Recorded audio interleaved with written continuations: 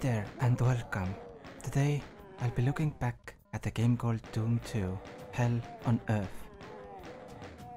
It's a fast-paced first-person shooter, originally developed by id Software and published by GT Interactive Software, which later became known as Atari.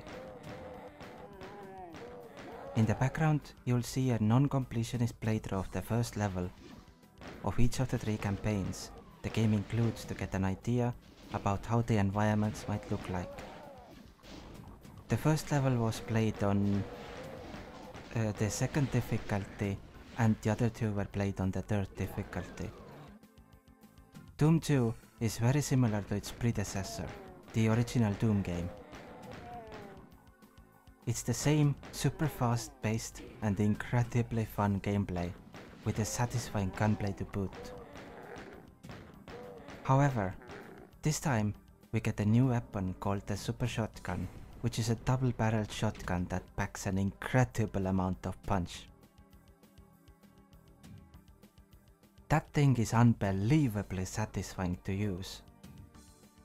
Do note that this is a game from 1994 and somehow still feels better than many modern shooters. At least to me. Doom 2 is another shooter that doesn't allow you to look up and down, but they have built the levels around that fact, so most of the time it isn't a problem at all. There are a few places where you can get in trouble for it due to something being so far below you that you can't see it, but those areas are few and far between. Another note here is that even though something is below you, you still can't move there when something is there, because technically it isn't below you. Graphically, the game looks the same as the original. Doom 2 is split into 4 different campaigns. 3 of them are the base game story campaign, and 1 is part of an expansion called Master Levels. I played through all of it on what I think is normal difficulty, called Hurt Me Plenty. Difficulties change things around, like where keys might be located, or how and which monsters spawn. This game has fairly massive levels, and there seems to be more of a focus on puzzle solving than previously. I liked most of the levels, however, there were 2 levels that I didn't enjoy. One of them was in the first campaign and 1 in the 3rd. Master levels were pretty difficult and still enjoyable. Their difficulty was the puzzle solving part, where some levels took me over half an hour to figure out. Although they did also try to challenge the player on the combat side, with a few levels including very little in terms of health packs and ammo. If you listen to my Doom 1's recap about enemy variety, know that this sequel has fixed my issue with it. This game has plenty of different enemies, making combat feel more varied. Original Doom had 10 different monsters, while Doom 2 has 18 different monsters, which is almost double that of the original. Doom 2 includes some music tracks which feel similar to those of the original, but plenty of them seem to be completely new and still lovely. Just like the first game, you can mod this one as much as you want, and there are thousands of custom maps you can play as well. I got myself the Maximum Doom expansion pack that includes about 3000 maps. Unfortunately, a lot of them are made for multiplayer, but there are plenty in there for the solo experience as well. You just have to read the included readme files. In conclusion, Doom 2 is an excellent first-person shooter that, despite its age, is highly enjoyable even today. Its non-linear level design makes for some super fun gameplay, and the addition of modding support gives us the ability to pretty much play this game infinitely. The one thing that is lacking in these original two Doom games that was changed in newer titles is giving the player an actual in-game motivation to go through all these levels.